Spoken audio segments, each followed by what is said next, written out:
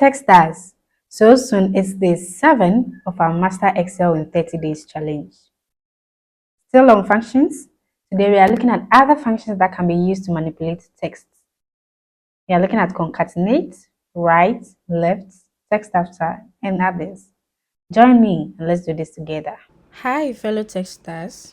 Like I mentioned in the previous video, today we are going to be treating other functions we could use on text values in Excel. So we'll be exploring the functions concat for concatenation, clean, text after, text before, right, and then left. These are all functions we can use on text. Alright, so let's start with concatenation. We are still going to use our exam score dataset like we had in the previous video. Let's search for concatenation in our formula builder to have a perfect understanding of what is used for and how to use it. So concatenates a list or a range of text strings. So when we talk about concatenation, it's just basically joining two strings together, putting them one after the other. Okay, so let's look at a practical use of it. So in cell A24, I'm going to try and concatenate algebra and trigonometry so that it reads algebra trigonometry. And I'm going to put the results in cell 24. So in cell 24, I'm going to make it active. Then my equal to sign, concat. Then I choose my cells, algebra, comma, trigonometry. Because based on the syntax here, it told us that we should separate the two texts by a comma. So that's what we've done here. Now let's press enter and see how it's going to be. So algebra trigonometry. So you realize that it doesn't affect the casing on it or anything. It just puts the two strings or the two texts together. Let's try another example.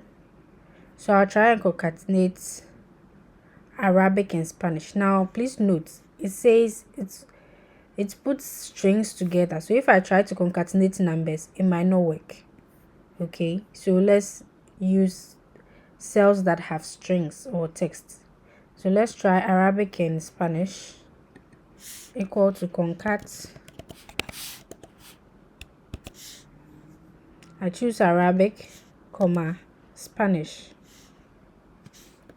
Parenthesis close, enter, and I have Arabic Spanish here. Right, so that's just how we can concatenate strings or text. Now this can come in handy in so many ways. For example, you have a system that is taking addresses of users. So the users are supposed to input their address, but then you have them in different fields. They are supposed to input the street name somewhere else. They're supposed to input the city in a different place, the town in a different place, and then the country in a different place.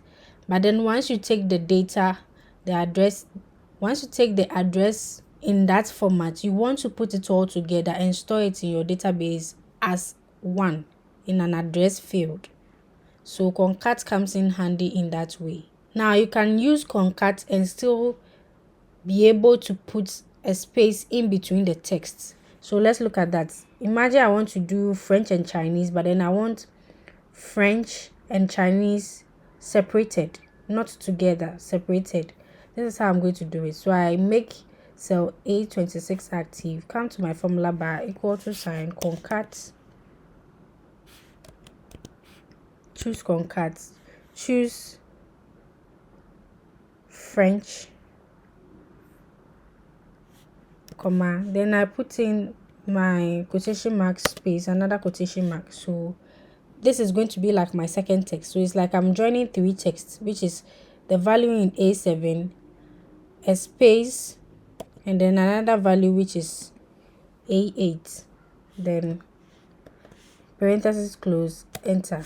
So you can see the French Chinese, but then they are not together like we have Arabic Spanish and algebra trigonometry. So this is another way to go about it. So if you don't want them to join together but you want a space, you can put so many characters in between them. You can use a plus sign, you can use a forward slash, you can use a quotation mark, you can use a dollar sign, you can use a hash key. You can put so many characters in between the two characters and then concatenate them or join them together. So now that we've understood how to use concatenation, let's explain clean. So I'm entering clean in the formula builder for us to read about it. Now clean says it removes all non-printable characters from text. So this might be a little bit difficult to practically show you on the Excel, but let me just explain it for you to understand. When working with data comes from all forms of sources, and sometimes you can have data coming from web sources. All right, yeah. Now when it comes to web development, we can have a whole number of characters that we might not really use in Excel. So some of these characters are picked up and added to the data that we retrieve from the web sources. And then once you pull it into your Excel file as data set you want to work with, you still have those kind of characters. Now, non-printable means that they are really not usual characters that you know. Okay, so it's just some sort of characters that adds onto the data sets that come from some of these sources. Once you get those data and then you want to work on those data, you want to make sure that that data is particularly clean so that you don't have any issues going forward. So that's when you use clean. It's just like a safety measure to make sure that, hey, there's nothing attached that is going to give me future errors or future problems. So you can mostly use the clean function with trim. Okay, so once you trim, you clean while doing that so that you don't have any problems going forward. All right, so here it might be a bit impossible to practically show you what the results is after clean because it will end up being the same thing. But like I said, this is just a safety measure, especially if you are getting your data from certain sources. All right, so let's move on to text after.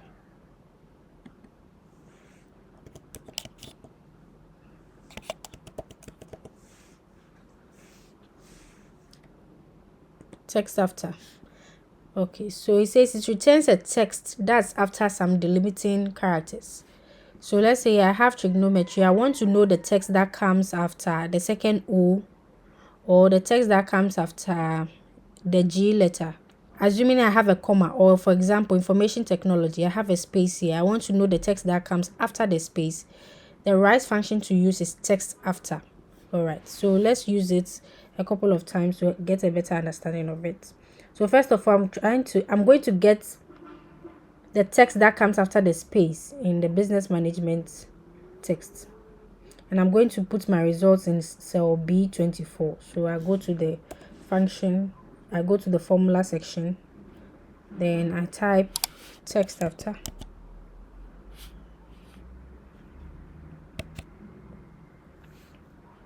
So it's saying the text first, which is business management, then the delimiter, which is space. So I have to put them in quotation, then comma, the instance number. So if you know you have this space occurring a number of times, you have to specify which particular one do you want to know the text that comes after. Do you want to know the text that comes after the first space or the second space, after the first O or the second O? So here you write 1 or 2 based on what you want. If your delimiter is repeating, I hope you get me. For example, if we're trying to look for whatever comes after O, you can see that O repeats itself twice here. So it would be best for us to specify which of the O's, is it the first O or the second O? And once you specify 2, there's also another parameter. When I say parameter, another input value requested of you here to tell if it should start looking for the O from the front or from the back. But here we are just going to go with a normal text after. So here we have just one space. It's not reoccurring. We don't need to specify all these stuff. We can just close it and then press enter. And right, we have management, and that is what comes after the space here. Right, so let's try the one with trigonometry. Back to the formula bar, text after. I choose trigonometry, and then the delimiter I'm looking for here is O, the letter O, then a comma. This time I'm looking for the text after the second O, so 2, then close parenthesis, enter. So you could see it's metry, right? After the second O is metry. Now imagine that I chose 1 here. What is going to happen? What are we going to see? We should see no metry, because now it's going to go for the first O and give us the text after the trigonometry, after the O. Now what happens if I just skip it, ignore it? What is going to be the default? The default is 1. It looks for the first one. Okay, so here it's trying to ask us, do you want to match it based on case sensitivity? For example, assuming I entered capital O here, and then I choose yes, I want you to be very case sensitive. It will tell me that it can't find the delimiter, which is the capital O I'm looking for. But if I choose it should be case insensitive, then it will match it based on the particular character. So here I'm going to choose 1. Don't be case sensitive, be case insensitive. So you can manipulate this a number of times just to have a clear understanding of this. So just like we have text after, it's the same thing for text before. It's the same thing for text before. So I'm going to do text before here. I'm going to look at the letters or characters before N in Spanish. So my equal to sign, text before, Spanish, which is in A6, comma, I'm looking for the letter N, comma, the instance could be 1, because already it's just 1 that is there. Then the match mode, make it case insensitive because I just typed the capital N, meanwhile we just have small letter N here, and then enter. So it tells us that before the N we have SPA, SPA. Okay, so what if I don't make it case insensitive, but I make it very case sensitive?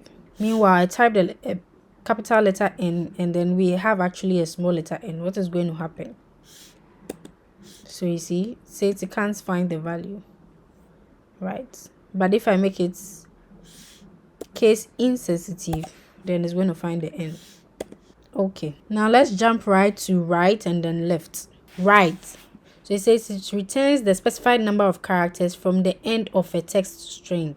So for example, if I have trigonometry and I type 5, so the number of characters as the input I type 5, that means it's going to count first 5 characters and then display them. So basically from the right, that's from the end, that's what right means. So let's do it together and see. So I have equal to right, so the text here is trigonometry, comma, I want the first 5 characters from the back, enter. So can you see metry, metry, 5 characters from the back. Let's do it again. This time give it Arabic 7 characters. Okay, Arabic is already 6 characters, so Arabic 3. So I have BIC, BIC, so 3 characters from the back. All right, so it's similar to left. It's just basically the opposite. Equal to, I have left Chinese. Let me say first 4 characters. Now from the left or from the front. So what do we have? We have chin, CHIN, CHIN, chin. Okay, let's do another example. Equal to left of algebra, let's say 6, and I have it all the way except the letter A. So basically this is how we use these kind of functions. We've looked at how to concatenate text, how to clean, how to use text after, text before, right and then left. This is a simple way you can work with values that require a certain prefix. For example, if probably you are working with a zip code and then you are trying to find all the zip codes that start with 002 or all the zip codes that end in 233, you could use this in your analysis. So you could use the text before, the text after, based on what you need. And then you could use the right and left also in a similar way. All right. Texter, if you've stayed up until this point, I'm grateful and you have done well. See you soon. Bye.